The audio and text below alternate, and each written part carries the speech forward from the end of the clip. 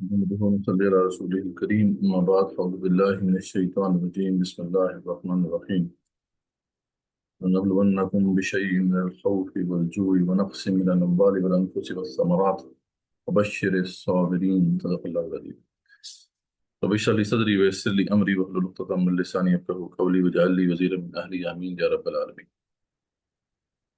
تو الحمدللہ ہمارا پہلا سیشن کل کمپلیٹ ہوا تھا. کوئزز بھی آپ کو شیئر ہو گئے تھے. آج دوسرا پارہ ہم نے دیکھنا ہے. تو اس حوالے سے آپ میں سے کن کن لوگوں نے جو ہے سنا ہے یہ جو دوسرے پارے کی جو تشریح تھی تفسیر تھی کتنے لوگوں نے سنی ہے؟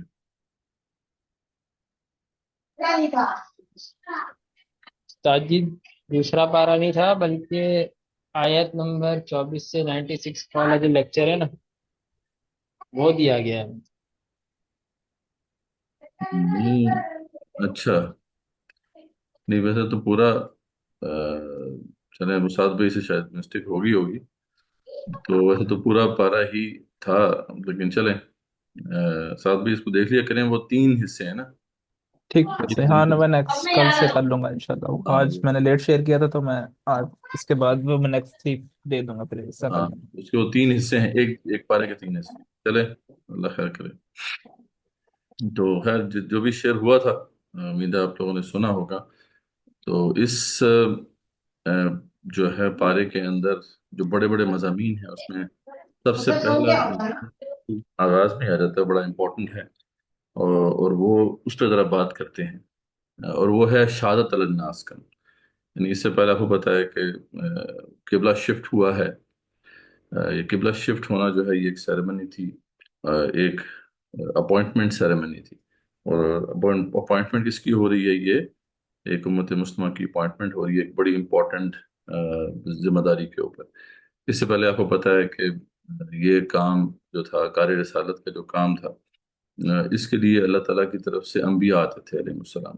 انبیاء اور رسول علیہ السلام آیا کرتے تھے اور وہ یہ کام سر انجام دیتے تھے. یعنی یہ ایک طرح سے ایک کنیکشن ہے اللہ تعالیٰ کا مخلوق کے ساتھ, کیونکہ اللہ تعالیٰ خود نہیں آتے مخلوق کو سمجھانے کے لیے.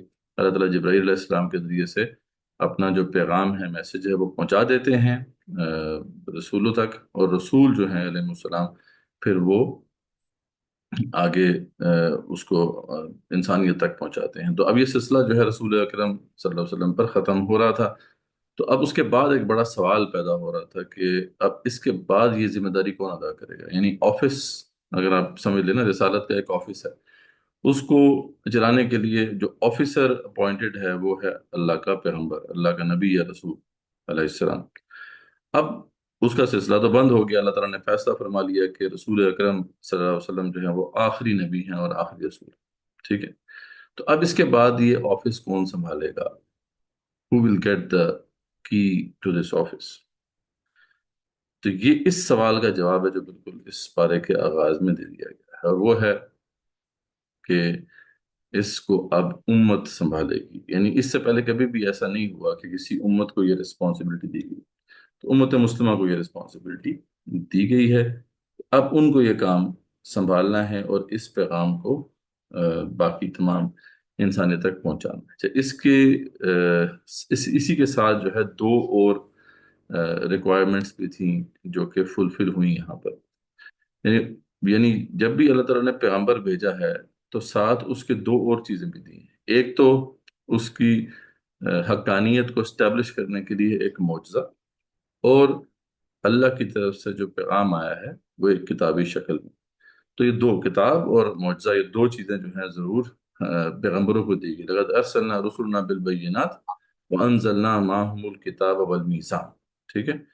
یعنی یہ بار بار آتا ہے کہ یقیناً ہم نے رسولوں کو معجزات عطا کر کے بھیجا, اور ہم نے یقیناً جو ہے ان کے ساتھ کتاب اور میزان دیا. یعنی کتاب اللہ تعالیٰ کا پیغام اور ساتھ میزان نظام عدل و قسط, لیکم الناس بالقسط, تاکہ لوگ عدل پر قائم ہو سکیں. ٹھیک ہے. تو یہ ہمیشہ سے سلسلہ رہا. تو اب یہ اس کی ارینجمنٹ کیسے کی جائے, تو اس کی بھی ارینجمنٹ اللہ تعالیٰ نے یہاں پہ کر دی. ایک تو جو پیغام تھا کتاب کی شکل میں, اس کو تو اس کے ساتھ بھی اللہ تعالیٰ نے کوئی ایک ایسی بات کی، ایک ایسی ارینجمنٹ کی جو اس سے پہلے کبھی نہیں کی تھی. یعنی اس سے پہلے کتاب جو تھی وہ نبی کی ذات سے ذات سے منسلک ہوتی تھی. یعنی جب تک کہ نبی رہتا تھا کتاب اپنی اصل شکل میں رہتی تھی، جیسے ہی نبی جاتا تھا کتاب میں تعریف ہو جاتی تھی، کتاب پروٹیکٹڈ نہیں تھی. اب یہاں پہ کیونکہ رسول اکرم صلی اللہ علیہ وسلم آخری نبی اور رسول ہیں، تو اب ان کی کتاب جو ہے اس کو پرزرو کیا گیا. یہ اور کسی کتاب کے ساتھ اللہ تعالیٰ نے ایسا نہیں کیا. ٹھیک ہے. ان نحن نزلنا الذکر و ان له لحافظون.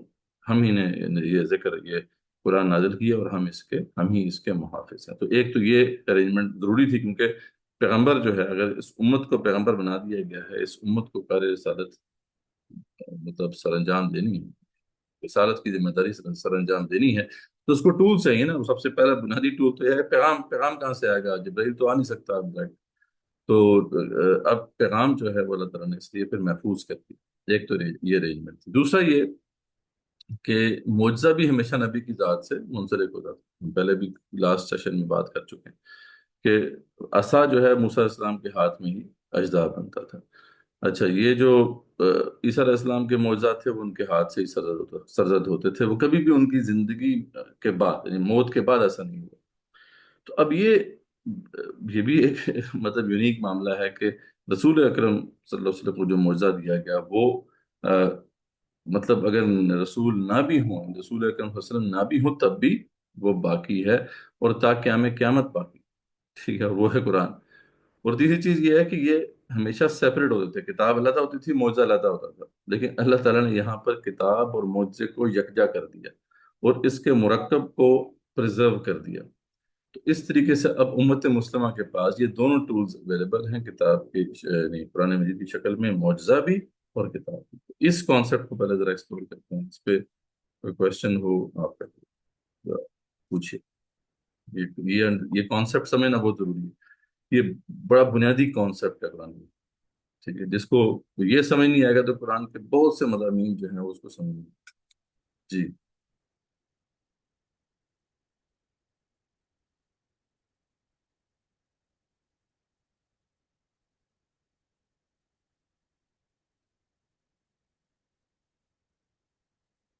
جناب، اس پہ کوشچن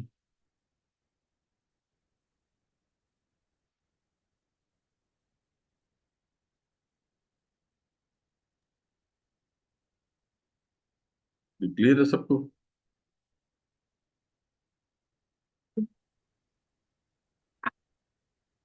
جی.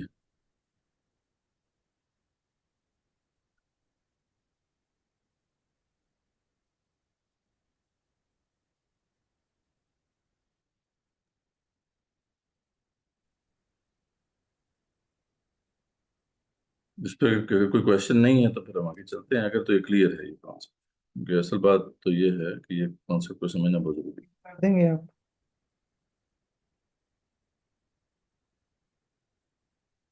ہاں جی. ریپیٹ کر دیں گے آپ؟ یہ ریپیٹ کیسے کریں؟ نہیں آپ نے بتایا کہ قرآن اور معجزہ، تو وہ قرآن تو ایک معجزہ ہے، یہ ڈفرینٹ آپ نے دو چیزیں بتائی ہیں، مجھے وہ سمجھ نہیں آئی.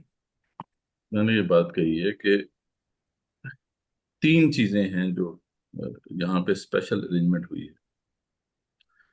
ایک پہلی ارینجمنٹ جو کہ اللہ تعالیٰ نے فرمائی، وہ پہلے کبھی نہیں فرمائی، وہ یہ کہ پہلے ہمیشہ کتاب نبی کی ذات سے جڑی ہوئی ہوتی تھی. یعنی جب تک کہ نبی رہتا تھا کتاب صحیح شکل میں موجود ہوتی تھی. جیسے ہی نبی جاتا تھا کتاب بھی، اس میں کتاب میں بھی تحریف ہو جاتی تھی. ٹھیک ہو گیا؟ یہ کلیئر ہو گیا مسئلہ. دوسرا مسئلہ یہ تھا کہ جو معجزہ ہوتا تھا وہ بھی نبی کی ذات کے ساتھ منسلک ہوتا تھا. جب تک کہ نبی ہوتا تھا معجزہ ہوتا تھا. نبی جب جاتا تھا تو معجزہ بھی ختم ہو جاتا تھا. مطلب موسیٰ علیہ السلام کے ہاتھ میں ہی جو ہے یہ عصا اژدہا بنتا تھا. ان کے جانے کے بعد کبھی یہ سانپ یا اژدہا نہیں بنا. اسی طریقے سے عیسیٰ علیہ السلام کے معجزات ان کے ہاتھ سے ہی سرزد ہوتے تھے. دوسرا یہ مسئلہ تھا. ٹھیک ہے. تیسرا یہ معاملہ تھا کہ کتاب علیحدہ ہوتی تھی، معجزہ علیحدہ ہوتا تھا. یعنی موسیٰ علیہ السلام کو اللہ نے تورات عطا کی، لیکن معجزات جو تھے وہ ڈفرینٹ تھے. یہ تینوں چیزیں جو ہیں یہاں پہ تبدیل ہوئی ہیں وہ اس طرح سے کہ اللہ تعالیٰ نے ایک تو یہ کہ قرآن مجید ایک ایسا معجزہ آپ دیا رسول اکرم صلی اللہ علیہ وسلم کو جو ان کی ذات سے جدا ہے، یعنی اب ذات پہ ڈیپینڈنٹ نہیں ہے۔ رسول اکرم صلی اللہ علیہ وسلم چلے بھی گئے تو اس کے بعد بھی قرآن اپنی اصل شکل میں بطور کتاب موجود ہے، قرآن بطور ایک معجزہ موجود ہے۔ اور یہ جو ہے اب اس کا مرکب ہے، یعنی کتاب اور معجزہ جو ہے دونوں ایک ہیں، یہ 2 in 1 ہے۔ اس سے پہلے میں نے بتایا نا کہ سیپریٹ ہوتا تھا، تو یہ اسپیشل ارینجمنٹ ہے۔ یہ ساری ارینجمنٹ اسی لیے کی جا رہی ہے کہ اس امت کو یہ رسپانسبلٹی ملنی ہے جو کہ کار رسالت کی ذمہ داری ہے، جبکہ اس سے پہلے جو ہے یہ جتنی بھی جب بھی یہ ذمہ داری جو ہے وہ دی گئی ہے وہ انبیاء کو دی گئی ہے، رسولوں کو۔ تو اب رسول اکرم صلی اللہ علیہ وسلم پر کیونکہ یہ سلسلہ ختم ہو رہا ہے تو اب اس امت کو کیونکہ یہ رسپانسبلٹی ادا کرنی ہے اور اس امت کو 2 ٹولز چاہیے، کتاب اور معجزہ، تو دونوں جو ہیں قرآن مجید کی شکل میں ایک مرکب بنا کر دے دیے گئے ہیں۔ اور یہ اسپیشل 3 جو میں نے بتایا آپ کو چیزیں اس حوالے سے ہوئی ہیں، تو یہ میں بتا رہا تھا، ہوپ فلی اب یہ کلیئر ہے۔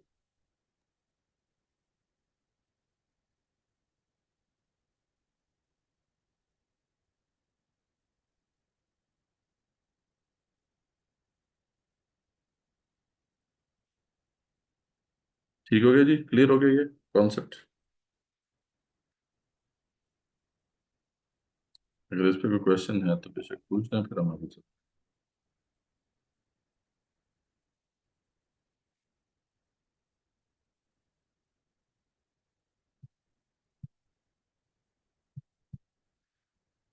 چلیں ٹھیک ہو گیا، آگے چلتے ہیں۔ اگلا جو اب جی جو اپوائنٹمنٹ ہوئی ہے، اس اپوائنٹمنٹ کے بعد جو ہے جو بہت امپورٹنٹ ایک خطبہ ہے، یعنی وہ اتنا امپورٹنٹ خطبہ ہے کہ بار بار اللہ تعالیٰ اس کو یاد کراتے ہیں۔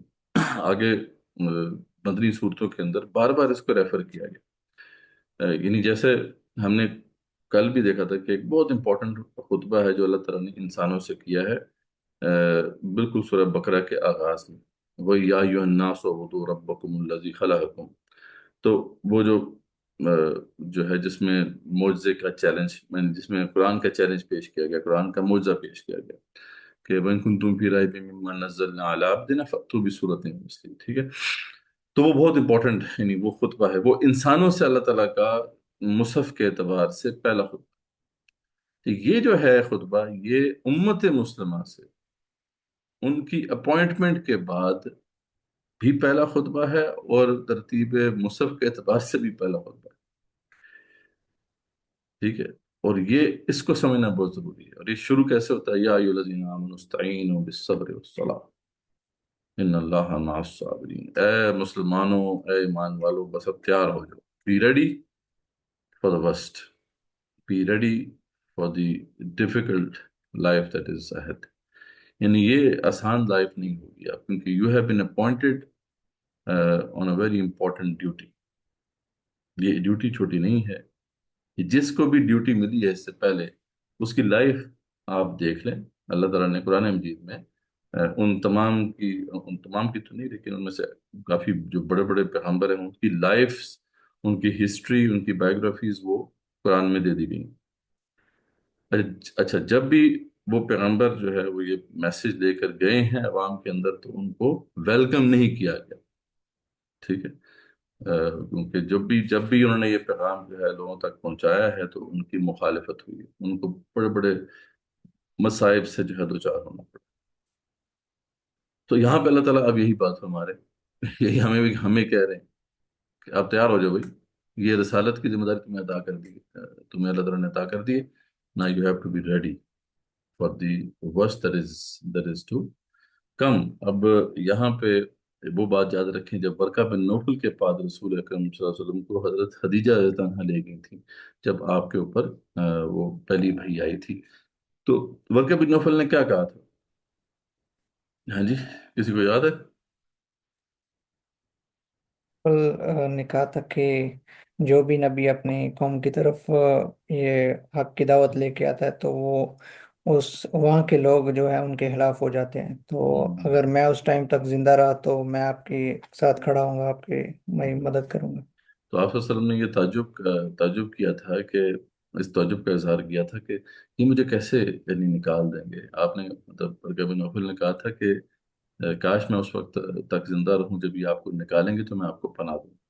تو آپ نے آپ صلی اللہ علیہ وسلم نے جو ہے اس پہ تعجب کا اظہار فرمایا تھا کہ یہ مجھے کیسے نکالیں گے، یہ تو مجھ سے محبت کرتے. تو انہوں نے یہ کہا تھا، اے رسول اکرم صلی اللہ علیہ وسلم، آپ سے پہلے جن کے پاس بھی یہ پیغام آیا ان کے ساتھ یہی ہوا ہے. تو یہ پیغام اب لے کے جانا ہے آپ نے اس دنیا کے اندر. اور اس پیغام کا ایسنس کیا ہے؟ لا الہ الا اللہ. اللہ کے سوا کوئی الہ نہیں، اللہ کے سوا کوئی حاکم نہیں، اللہ کے سوا کوئی عادل نہیں، اللہ کے سوا کوئی حکم نہیں. جب یہ آپ لے کے جائیں گے تو یہ دنیا تو جو ہے بھری پڑی ہے فرعونوں سے، یہ دنیا تو بھری پڑی ہے طاغوتوں سے. تو اب پھر آپ امیجن کر سکتے ہیں کہ آپ کے ساتھ پھر کیا ہو. تو اللہ تعالیٰ یہاں پہ پہلے سے یہ واضح کر رہے ہیں کہ دیکھو بی ریڈی فار دس.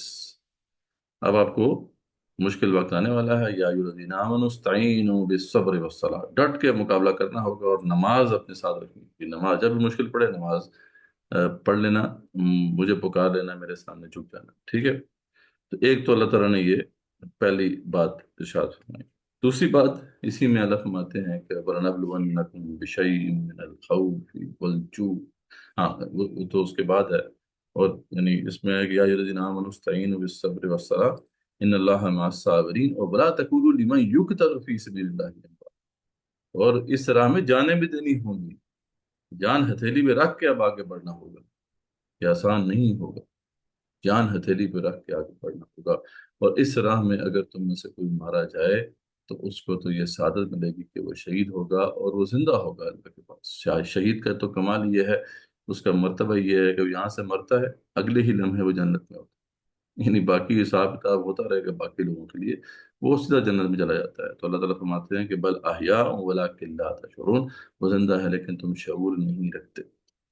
اور اس کے بعد یعنی یہاں جانے بھی دینی ہوگی. اور آگے پھر جو ہے وہ ایک وعدہ ہے اللہ تعالیٰ کا ہم سے. یہ وعدہ بڑا پکا ہے اور اتنا تاکید کا انداز ہے کہ اس سے زیادہ سپرلیٹو ڈگری اور ہو نہیں سکتی. لام تاکید اور نون تشدید. اور نبلونکم، اور یقیناً یقیناً یقیناً اس میں کوئی شک نہیں. اگر ڈاؤٹ ہے تو ذہن سے نکال دو کہ ہم تمہیں آزما کے رہیں گے. بشیء من الخوف، سب سے پہلے خوف کا امتحان ہوگا. والجوع، بھوک کا امتحان ہوگا. ونقص من الاموال، اور مالوں کی کمی سے تمہیں ٹیسٹ کیا جائے گا. والانفس، اور جانوں کی کمی سے. والثمرات، اور ریزلٹس کی کمی سے. میں ایفرٹس کرو گے ریزلٹس نہیں نکلیں گے. تنہا تمہیں کھڑا ہونا ہوگا. کتنے ہی انبیاء آئے ہیں علیہ السلام تنہا کھڑے رہے کھڑے رہے. تو بی ریڈی فار دس. وبشر الصابرین، اور یاد رکھنا کہ جو ڈٹا رہے گا اس راستے میں اسی کے لیے بشارت ہوگی. یہ ہے اصل بات. تو اس اور پھر آگے الذین اذا اصابتهم مصیبۃ قالوا انا للہ وانا الیہ راجعون. پر جو بھی مصیبت ان کے اوپر پڑتی ہے تو پھر وہ کہتے ہیں ہم اللہ کی طرف سے اور اللہ کی طرف لوٹ جائیں گے. تو یہ یعنی یہ ہے وہ مقام جس کو اچھی طرح سمجھنا ہے. ٹھیک ہے. اور یہ اکثر جو ہے سوال لوگ کرتے ہیں کہ جی ہمارے اوپر تو وہ ٹیسٹ نہیں آ رہے، ہم تو بالکل ٹھیک جا رہے ہیں. تو اس کی کیا وجہ ہے؟ کوئی بتائے گا؟ جس نے لیکچر سنا ہے تو اسی کو وجہ ہے نا. یہ مشکلات کیوں نہیں آتی؟ کئی لوگ جو ہیں، اے، کئی مسلمان جو ہیں وہ آرام سے. جی میری آواز آ رہی ہے؟ جی آ رہی آ رہی. ہاں، وہ اس لیے نہیں آتی اس طرح کی مشکلات کے اس طرز پہ جو ہے نا وہ دعوت و تبلیغ نہیں کرتے. بالکل صحیح. یعنی کیونکہ سمپل بات ہے نا، ٹیسٹ میں ہم، اپیئر ہی نہیں ہوئے وہ. یعنی بالکل. ٹیسٹ میں اب اپیئر ہوں گے تو ٹیسٹ ہوگا نا. یعنی کوئی بندہ جو ہے وہ میٹرک کا امتحان اس نے پاس کرنا ہے تو میٹرک کے امتحان میں اپیئر ہوگا تو پاس کر پائے گا نا. تو جس نے فیصلے کر لیے میں نے اپیئر ہی نہیں ہونا تو پھر اس کے لیے تو ٹھیک ہے، مزے ہے. ہاں، جس نے اپیئر ہونا ہے اس کے لیے ٹینشن ہے. تو اصل میں ہم نے اس کے لیے اپیئر ہونے کا فیصلہ ہی نہیں کیا. ٹھیک ہے. اور وہی جو بات ابھی بھائی نے کی ہے کہ ابھی تک ہم نے اس طریقے سے اس مشن کو اپنے سر پہ یا اپنے کندھوں پہ جو ہے ڈالا ہی نہیں. ہم تو ابھی دور سے دیکھنے والے ہیں نا کہ ٹھیک ہے یار اور لوگ اٹھائیں، یعنی ہم نے اون نہیں کیا. باقی باقی چیزیں ہم نے اون کی ہیں، جیسے فار ایگزامپل آپ کہیں پڑھ رہے ہیں، آپ کہیں جاب کر رہے ہیں، تو آپ نے اس رسپانسبلٹی کو اون کیا ہے، کنسرنڈ ہیں آپ. اس رسپانسبلٹی کو ہم نے بھی اون ہی نہیں کیا، تو پھر کیا پریشانی. لیکن جیسے ہی آپ اسے اون کریں گے تو پھر وہی ہوگا جو بتایا جا رہا ہے. اللہ کا وعدہ سچا ہے، اللہ اپنے وعدے کے خلاف نہیں. جی محمد سلام. اسی طرح جو صورت آل عمران میں آیت نمبر 104 میں تین چیزیں بیان کی گئی ہیں نا. بھلائی کیا، بھلائی کی طرف، نیکی کی طرف بلاؤ، اچھائی کا حکم دو اور برائی سے روکو. تو جب تک یہ تینوں چیزیں نہیں ہوں گی تو انسان جو ہے وہ کامیابی کی طرف نہیں آئے گا. تو ہم ایک پوائنٹ زیادہ تر ہوتا ہے کہ نیکی کی طرف بلاتے ہیں، تو پھر جب تینوں سٹیپ پورے نہیں ہوگے تو وہ پھر ان مشکلات سے ڈیفینیٹلی نہیں گزرتے لوگ. میں تو سمجھتا ہوں نیکی کی طرف بھی کہاں بلاتے ہیں، لیکن سب سے بنیادی جو پیغام ہے وہ توحید کا پیغام ہے. ٹھیک ہے نا، سب سے بنیادی آپ دعوت، ایک دائی آج اگر کھڑا ہوگا اور دنیا کے سامنے دین اسلام کو لے کے جائے گا، تو سب سے بنیادی دعوت تو اس نے توحید کی دینی ہے.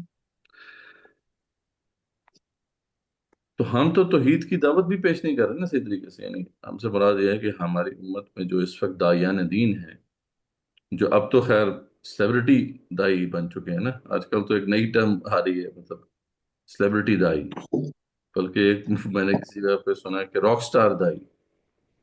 راک سٹارز بھی ہیں. تو بات ہوئی ہے کہ جلدی بتا آپ نے راک سٹار بننا ہے، آپ نے سیلیبریٹی بننا ہے، تو پھر تو آپ توحید پیش نہیں کریں گے نا، کیونکہ توحید تو بڑی کڑوی ہے. تو یہ تو جب بھی آپ بیان کریں گے تو پھر تو مسئلہ خراب ہو جائے گا. آپ تو بس یہ ہے کہ ان کو کچھ لوگوں کو ایسی غیر متنازع باتیں بیان کریں جن سے لوگ بھی خوش ہو جائیں اور آپ کو بھی، آپ کی بھی واہ واہ کریں. لیکن اقبال رحمۃ اللہ فرماتے ہیں نا کہ جب توحید بندہ پیش کرے گا تو وہیں پہ وہ متنازع ہو جائے گا کہ اس سے بڑھ کر کیا ہے فکر و عمل کا انقلاب، بادشاہوں کی نہیں اللہ کی ہے یہ زمین. سیدھی سیدھی بات ہے بھئی، یہ زمین اللہ کی ہے، ابھی تم یہاں پہ کیا کر رہے ہو. یا حکم چلے گا تو صرف اللہ کا چلے گا اور کسی کا نہیں چلے گا. جس لمحے آپ یہ پروکلیم کریں گے تو کیا خیال ہے جو بادشاہ بنے بیٹھے ہیں وہ کیا کریں گے آپ کے ساتھ. لگے کیونکہ آپ ان کو چیلنج کر رہے ہیں، ان کی جو جو اسٹیک ہیں لگے ہوئے جی وہ جی، سارے ختم ہو جائیں گے. تو ڈیفینیٹلی وہ آپ کی جان کے در پہ ہو جائیں گے. تو یہی بات ہے نا جی. ہمیں بالکل عجیب بات ہے ویسے. کبھی کبھی میں سوچا کرتا تھا کہ اگر ترتیب نزولی کے اعتبار سے قرآن ہوتا ہے نا تو یہ مشکل باتیں بعد میں آتی. مطلب تو ترتیب نزولی میں تو پہلے مکی صورتیں ہیں، اس میں تو یہ دل کو تیار کیا گیا ہے اور ایمان کی دعوت ہے. اچھا اب لیکن اللہ نے مصحف میں جو ہے پہلے سورہ بقرہ رکھی ہے جس میں سخت آیات ہیں. تو اصل میں اللہ تعالیٰ جو ہے، اس کی حکمت جو سمجھ میں یہی آتی ہے کہ اللہ تعالیٰ اس میں کوئی مطلب ویٹ نہیں کرنا کر رہے، مطلب سیدھی سیدھی بات بیان کریں بھی یہ تقاضا ہے. اس لیے جو میں نے کل بھی بات کی تھی نا کہ قرآن مجید ایک ایسی کتاب ہدایت ہے جو اس بندے کو گائیڈ کرتی ہے جس کے اندر اس کی شدید طلب موجود ہے. یعنی وہ بس اتنا زیادہ اس کے اندر جو ہے اتنی زیادہ تڑپ پیدا ہو گئی ہے کہ وہ ہدایت پہ چلے کہ وہ امیڈیٹلی آنسرز چاہتا ہے. تو اس لیے سورہ بقرہ بالکل پہلے رکھ دی گئی ہے کہ اس کو امیڈیٹلی آنسرز مل جائیں کہ بھی یہ ریکوائرمنٹ ہے دین. کوئی ویٹ نہیں کیا گیا. اللہ تعالیٰ نے اس کی وہ جو بے قراری ہے اس کو مد نظر رکھ کے جو ہے بالکل شروع میں یہ بات تفصیل سے بیان کرتے ہیں. اب مسئلہ ہمارا یہ ہوتا ہے کہ جب ہم قرآن کو پڑھاتے ہیں تو سب سے پہلے یہ اتنی مشکل آیات آ جاتی ہیں، دل تیار ہی نہیں ہے مطلب لوگوں کے، وہ دھم کر پریشان ہو جاتے ہیں، کنفیوز ہو جاتے ہیں، ہل جاتے ہیں. لیکن بس اللہ تعالیٰ کا اپنا انداز ہے. اب ہم اسی کے مطابق چلتے ہیں جب مصحف کو پڑھتے ہیں. اس بات کو بڑا اس بات کو یہ بات سمجھ میں آنی ضروری ہے. آپ کے لیے کہ بالکل اسٹریٹ فارورڈ جو ہے اللہ تعالیٰ نے یہ معاملات بیان کرتے ہیں۔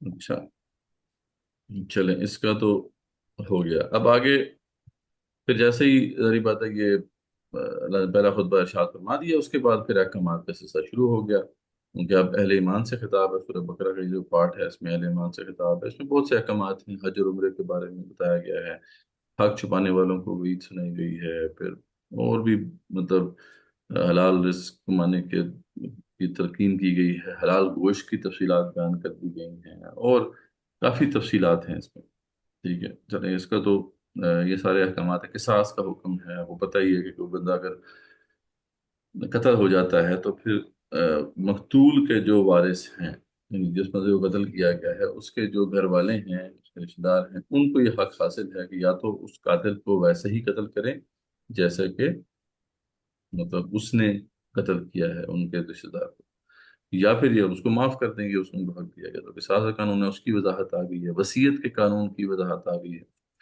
پہلے یہ فرض تھا وصیت کرنا، بعد میں جو ہے یہ آپشنل رہ گیا، اور بعد یعنی وراثت کے قوانین جو ہیں وہ فرض ہو گئے۔ پھر روزے کے احکامات کا ذکر ہے، اس میں بھی بڑی کچھ اہم باتیں ہیں، یعنی ایک بات جو بڑی اہم اللہ تعالیٰ نے یہاں واضح کی کہ دیکھو روزہ جو ہے یہ ویسے تو فرض تھا پہلے بھی، سابقہ امتوں میں بھی فرض رہا، اور ایون کہ امت مسلمہ پہ بھی جو پہلے فرض ہوا تھا وہ یام 20 کے روزے فرض ہوئے تھے، یعنی وہ جو 13 14 15 جو ہے آیا وہ جو چاند کی تاریخیں ہوتی ہیں، لیکن بعد میں ان کو آپشنل رکھ دیا گیا، یعنی وہ نفلی ہو گئے اور فرض کر دیے گئے رمضان کے روزے، تو رمضان ہی کیوں؟ اس کا جواب یہاں پہ آتا ہے کہ شہر رمضان اور فی القرآن ہدی للناس، کہ یہ رمضان کا مہینہ ہے جس کے اندر ہم نے قرآن نازل کیا، تو یہ بات بھی یہاں پہ آ جاتی ہے۔ تو یہ روزے کے احکامات ہیں، یہ تو احکامات ذریعہ پتہ ہے، ان میں امید ہے کہ کوئی ایسا مسئلہ آپ کو کوئی نہیں ہوگا، کوئی کنفیوژن نہیں ہوگی، ان کے بارے میں تو آپ کافی جگہوں سے پڑھتے بھی رہتے ہیں، ٹھیک ہے۔ ہاں یہ سوال پوچھا ہے کہ ہم کیسے اون کر سکتے ہیں، اون کرنے کے لیے تو آپ کو یعنی اس ذمہ داری کو کیسے اون کر سکتے ہیں، تو وہ تو آپ کو خود ہی اون کرنا ہے، یعنی اس کے لیے تو آپ نے اس کو سمجھنا ہے کہ یار یہ میری ذمہ داری ہے، مجھے یہ ادا کرنا، ٹھیک ہے، کیونکہ اس کے ساتھ میری اخروی نجات لنکڈ ہے، اس کے بغیر اخروی نجات نہیں ملے گی، لیے اکٹھا قرآن مجید میں بالکل واضح کر دیا گیا ہے۔ اللہ فرماتے ہیں کتب علیکم القتال وهو کرہ لکم، تم پہ لڑائی کرنا، جہاد کرنا فرض کر دیا گیا ہے، چاہے تمہیں کتنی ہی کراہت ہو، ٹھیک ہے، ابھی وہ بات آ رہی ہے، وہ چیپٹر بھی آنے والا، تو لیکن ابھی جو ہے صرف اس کو ذرا مزید ہم کھولتے ہیں، یہ کچھ احکامات کا ذکر ہے، ٹھیک ہے، یہ بھی کلیئر ہے، اب آگے جو ہے نا بہت بڑا چیپٹر اسی کا شروع ہو رہا ہے، جہاد و قتال فی سبیل اللہ کا، یہ آیت نمبر 190 سے آن ورڈس یہ بڑا تفصیلی پھر اس پر بیان ہے، ٹھیک ہے۔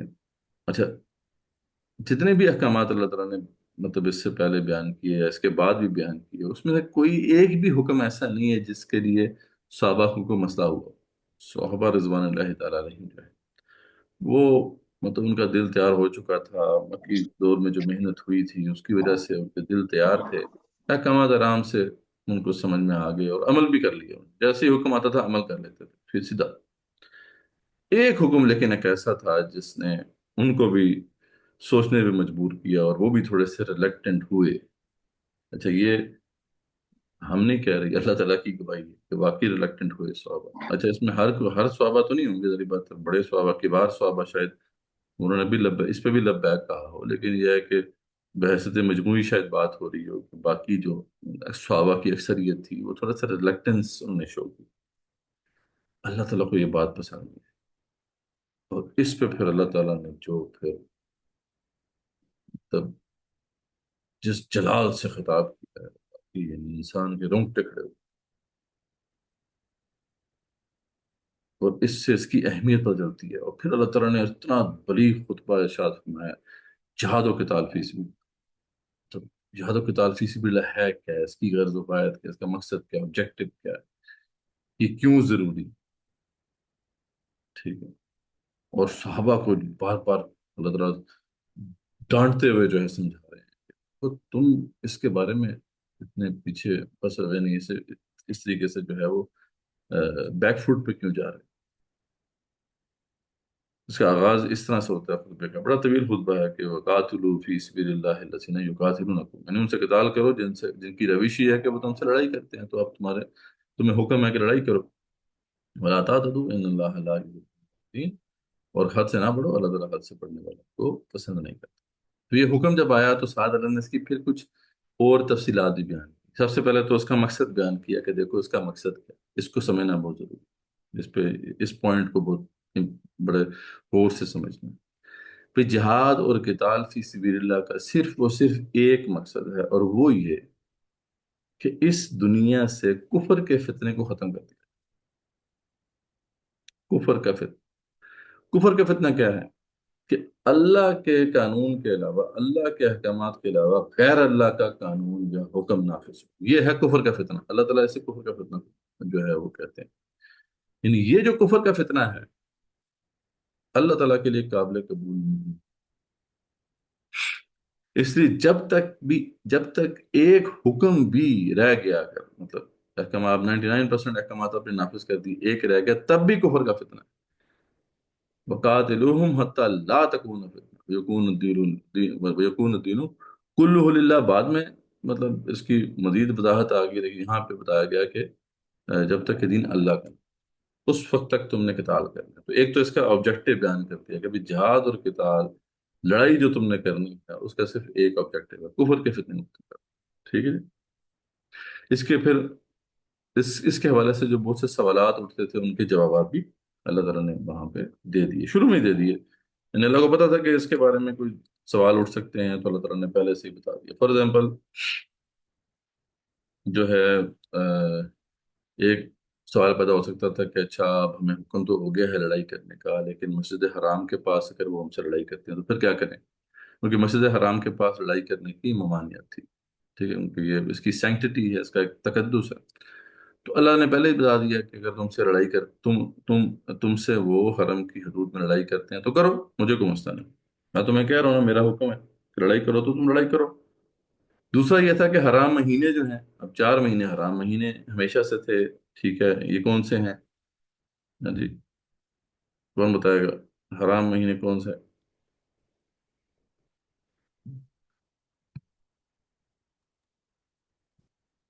شوال، ذیقعد اور ذی الحجہ نہیں نہیں، شوال اور نہیں.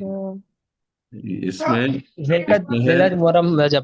محرم، رجب، ذوالقعدہ، ذوالحجہ. ٹھیک ہے، یہ 4 مہینے ہمیشہ سے حرام مہینے رہے، ہمیشہ سے.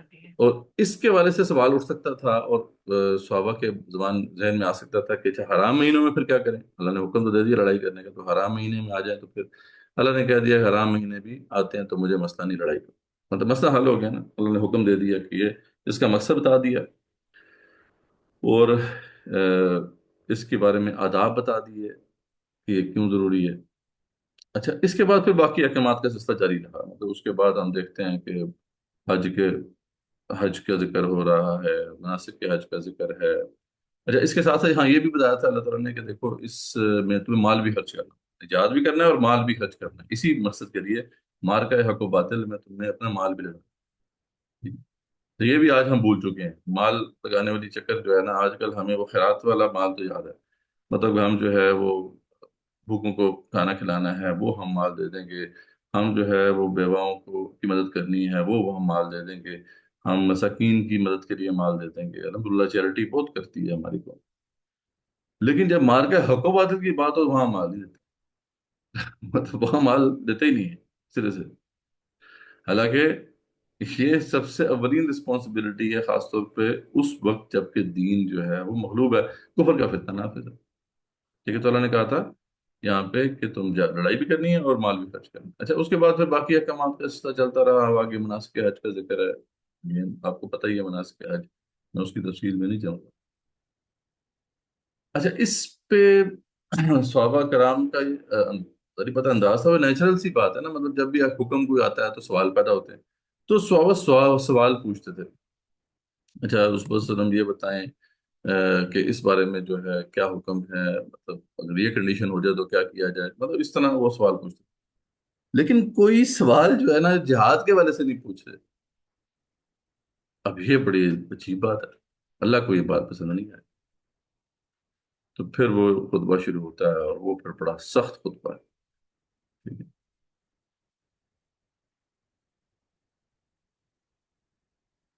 ہاں جی، بڑا سخت خطبہ ہے، شروع یہاں سے ہوتا ہے، یا ایھا الذین آمنوا ادخلوا فی السلم کافہ ولا تتبعوا خطوات الشیطان انہ لکم عدو مبین، ٹھیک ہے جی؟ کہ اے ایمان والو، یہ کیا میں دیکھ رہا ہوں، یہ تمہاری روش جو ہے مجھے پسند نہیں ہے، یہ تمہاری کیا روش ہے؟ باقی سب تو احکامات تم نے قبول کر لیے، ان پہ عمل بھی کر لیے، یہ جو حکم ہے جہاد کا، اس کے بارے میں تم ذرا پوچھ بھی نہیں رہے ہو، سیریس بھی نہیں ہو، اسے اون نہیں کر رہے ہو، تو کان کھول کے سن لو کہ پورے کے پورے اسلام میں آؤ، پورے کے پورے اسلام میں آؤ، یہ یہ نہیں چلے گا کام، جتنا امپورٹنٹ حج ہے، جتنا امپورٹنٹ نماز ہے، جتنی امپورٹنٹ باقی چیزیں ہیں، روزہ ہے، اتنی ہی امپورٹنٹ یہ بات بھی ہے کہ تمہیں جہاد کرنا ہوگا کفر کے فتنے کو ختم کرنے کے لیے،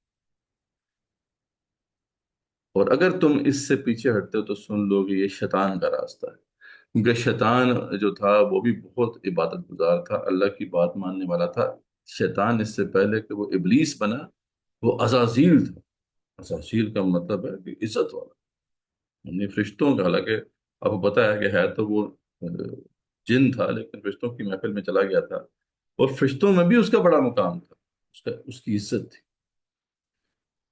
تو کیا مسئلہ تھا اس کا، ایک ہی حکم اس نے نہیں مانا، وہ جو آدم کو سجدہ کرنے والا، تو اللہ فرماتے ہیں کہ جو ایک حکم کو بھی تم نہیں مان رہے نا، تو یہ شیطان کے قدموں کی پیروی کر رہے ہو، شیطان کے قدموں کی پیروی مت کرو، انہ لکم عدو مبین، وہ تمہارا کھلا دشمن ہے۔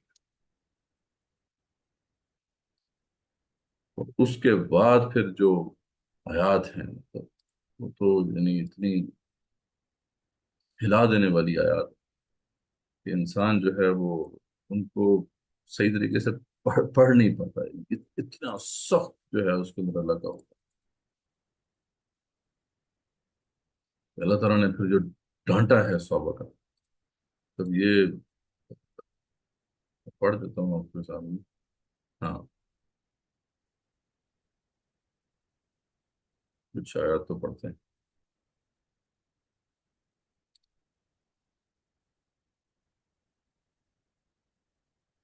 ہاں یہ ہے نا، اسی آیت کے بعد اللہ فرماتے ہیں کہ فَإِن زَلَلْتُم مِّن بَعْدِ مَا جَاءَتْكُمُ الْبَيِّنَاتُ فَاعْلَمُوا أَنَّ اللَّهَ عَزِيزٌ حَكِيمٌ، کہ اس کے بعد کہ تمہارے پاس واضح نشانیاں آ چکی، قرآن کا معجزہ بالکل کھل کے واضح ہو گیا، حقائق تمہارے سامنے کھل چکے، اس کے بعد بھی اگر تم نے روگردانی کی، تم پھسل گئے، تو جان لو اللہ تعالیٰ پھر بہت ہی طاقتور ہے اور حکیم ہے، اور حل ینظرون، تم کس بات کا انتظار کر رہے ہو، what else do you want, what are you waiting for، حل ینظرون، کس بات کا انتظار کر رہے ہو، الا ان یاتیہم اللہ فی ظلل من الغمام، کہ اللہ تعالیٰ ہی ابر کے سائبانوں میں آ جائے، نیچے اتر جائے، والملائکہ، اور ملائکہ اتر آئے، وقضی الامر، اور فیصلہ چکا دیا جائے، تب مانو گے، وَإِلَى اللَّهِ تُرْجَعُ الْأُمُورُ، اور تمام امور یاد رکھنا اللہ کی طرف اٹھائے جائے، یہ کیسا چکانے والا ہے۔ سل بنی اسرائیل کم آتیناہم من آیت بین، پوچھ لو بنی اسرائیل سے، جب انہوں نے بھی ایک ہی مسئلہ، ایک ہی حکم نہیں مانا تھا، جب ان سے موسیٰ علیہ السلام نے کہا تھا کہ وہ چلو بیت المقدس ہمارے لیے لکھ دیا گیا ہے، لڑائی کے لیے جانا ہے ہم نے، تو کیا مسئلہ تھا وہاں پہ؟ انہوں نے کہہ دیا تھا قوم نے فَاذْهَبْ أَنْتَ وَرَبُّكَ فَقَاتِلَا إِنَّا هَاهُنَا قَاعِدُونَ، آپ اور آپ کے رب جائیں لڑائی کریں، ہم تو یہیں بیٹھے، تو پھر کیا ہوا تھا ان کو؟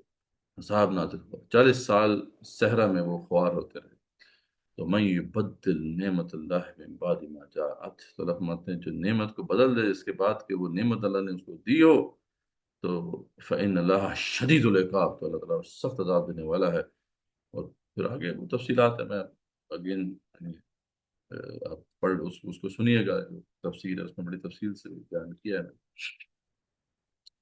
تو یعنی اس بات کو پھر تفصیل سے اللہ نے کھولا صحابہ کے سامنے کہ دیکھو یہ کام نہیں اب چلے گا, یو ہیو ٹو ایکسپٹ. اچھا, اس پر جو ہے کچھ سوالات انہوں نے پوچھے کہ اچھا یہ بتائیں رسول اللہ صلی اللہ علیہ وسلم کتنا خرچ کریں. مطلب جہاد کے بارے میں سوال نہیں پوچھا, وہ جو خرچ کرنے والی بات تھی اس کا سوال پوچھا. تو سبھی اللہ تعالیٰ نے جو ہے جواب دیا, ابھی کیا پوچھتے ہو کہ کتنا خرچ کریں, خرچ کر دو اللہ کے لیے ہوگا. لیکن پھر سوال جب پوچھا تو اللہ نے فرمایا کہ ٹھیک ہے جو ضرورت سے زیادہ سب خرچ کریں. تو لیکن اللہ فرمایا کہ تم نے اس کے بارے میں تو سوال پوچھا مال کے بارے سے, تم نے جہاد کے بارے سے سوال کیوں نہیں. تو اللہ تعالیٰ نے یہاں پہ پھر آپ ونس اینڈ فار آل اس بات کو اسٹیبلش کر دیا, کتب علیکم القتال وہو کرہ, تم پہ قتال فرض کر دیا گیا ہے چاہے تمہیں کتنی ہی کراہت کیوں. جاؤ. اب وہ کتب علیکم الصیام ہمیں یاد ہے, ہمیں پڑھایا بھی جاتا ہے. کتب علیکم القصاص فی القتلى بھی ہمیں پڑھایا جاتا ہے. لیکن کتب علیکم القتال جو ہے وہ نہیں پڑھایا جاتا, اس لیے ہمارے اندر سے وہ جذبہ جہاد ایز اے نیشن ختم. اور اس دوران وہی سوال ایک پیدا ہوا, ایک مسئلہ رجب کے اندر مسلمانوں سے کوئی بندہ جو ہے وہ مارا گیا, تو سوال پیدا ہوا کہ کیا حرام مہینے میں لڑائی کرنا چاہیے. تو اللہ نے کہا بھی میں نے تو پہلے سے بتا دیا تھا تمہیں کہ حرام مہینوں میں قتال کرو, مجھے مسئلہ نہیں ہے. ٹھیک ہے, لیکن اصل بات یہ ہے کہ اس پہ ریلیکٹنس کیوں ہے. اللہ نے خود سنا دی نا, کتب علیکم القتال وہو کرہ لکم, چاہے تمہیں کتنی ہی کراہت ہو تم پہ یہ فرض کر دیا. تو اب یہاں پہ اللہ تعالیٰ نے پھر مزید وضاحت کر دی اور ایک ونس اینڈ فار آل اس بات کو اسٹیبلش کر دیا کہ دیکھو اس کے بغیر جو ہے اخروی نجات ممکن, سمپل ایز دیٹ.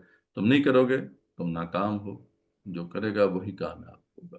یہ بہت بڑا چیپٹر ہے, یعنی اس پہ کوئی کوشچن ہے تو وہ ضرور, یعنی یہ کافی بڑا ایک پارٹ ہے جو دوسرے پارے کا, وہ اسی موضوع کے اوپر ہے. بلکہ ابھی ختم نہیں ہوا, تھوڑا سا پارٹ اس کے بعد بھی آتا ہے. بعد میں پھر طالوت اور جالوت کا واقعہ بیان کیا, اللہ تعالیٰ نے کس طریقے سے جو ہے طالوت نے لیڈ کیا ایک ایک جو ہے اسٹرگل کو. اصل میں ہوا یہ تھا کہ موسیٰ علیہ السلام کی وفات کے بعد جو ان کے خلیفہ تھے یوشع بن نون, انہوں نے جہاد تو کیا, لیکن یہ ہے کہ وہ ایک سینٹرل حکومت قائم نہیں کر پائے تھے. تو وہ 12 یہ قبائل تھے تو 12 چھوٹی چھوٹی حکومتیں قائم ہوئیں, جس کی وجہ سے کیا ہوا کہ وہ جو حکومت تھی وہ اسٹیبلش نہیں رہ سکی زیادہ دیر تک. اور جو وہاں پہ جو ماتحت لوگ تھے انہوں نے دوبارہ سے ریبیلین جو ہے کیا اور ان سے حکومت چھین لی, اور اس کے بعد یہ کافی حد تک غلامی میں آ چکے تھے.